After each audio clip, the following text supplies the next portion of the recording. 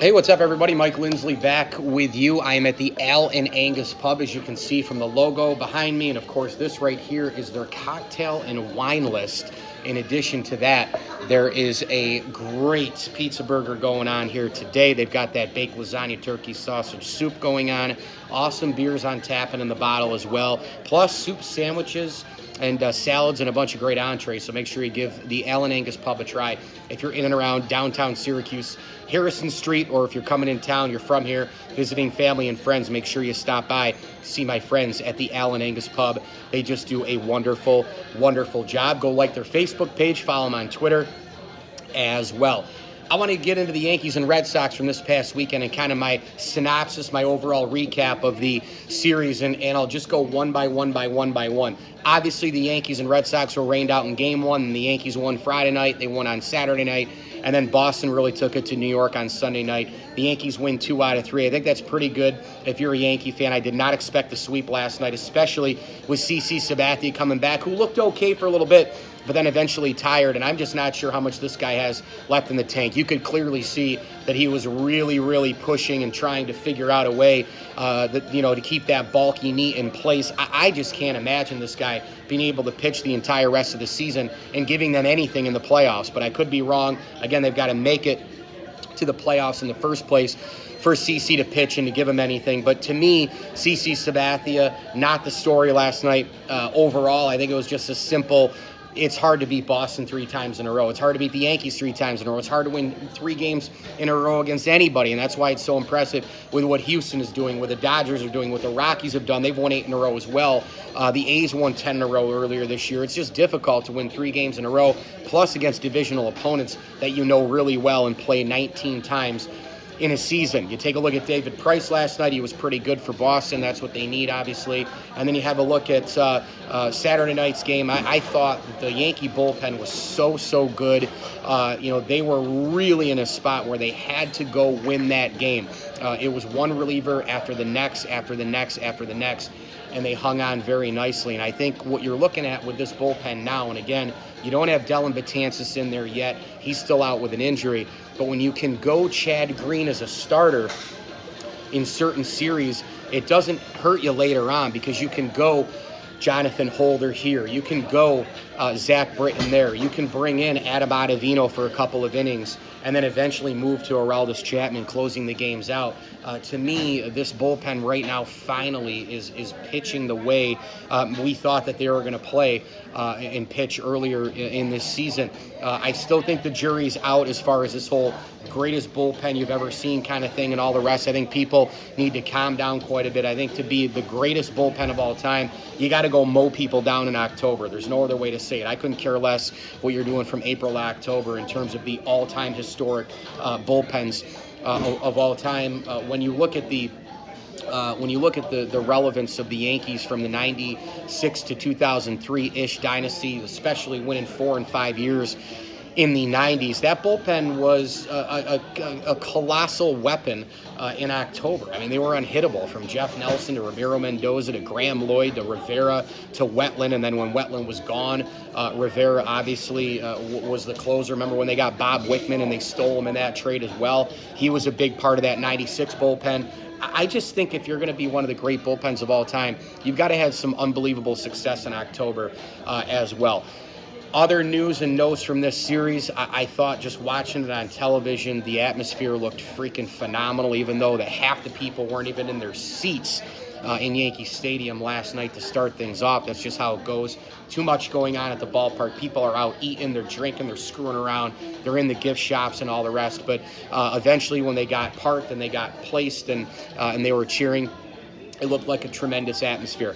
Obviously, Gary Sanchez needs to be talked about here.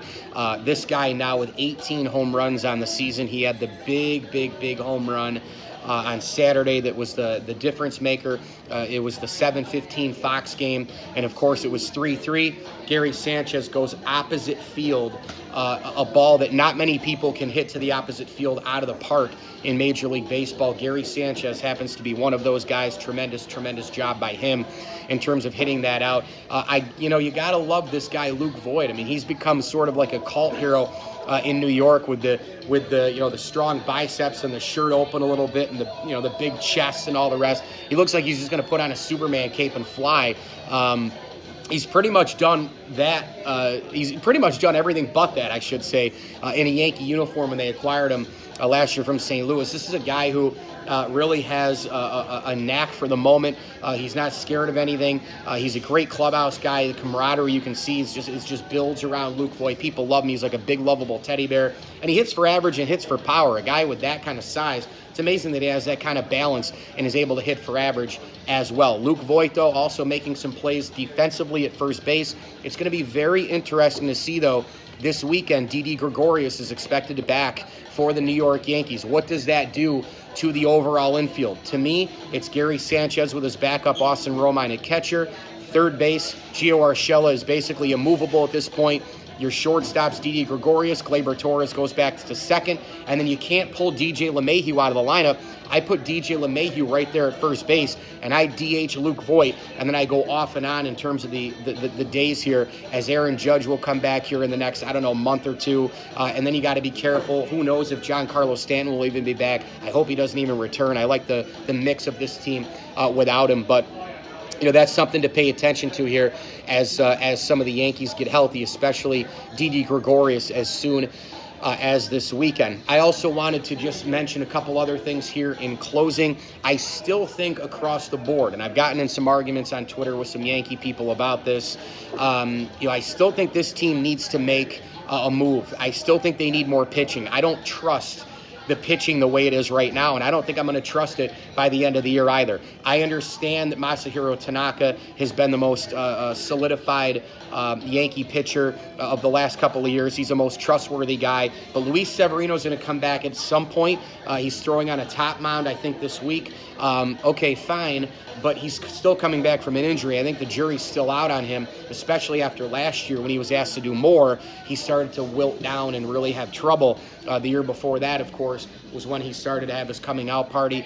Started out the year great last year, but then really tumbled downhill. So the jury's still out on Sevy when he comes back. James Paxton's really good, but can James Paxton take the ball and give you 7 innings in October in New York with that atmosphere? I'm not sure. Then you take a look at the rest of the rotation.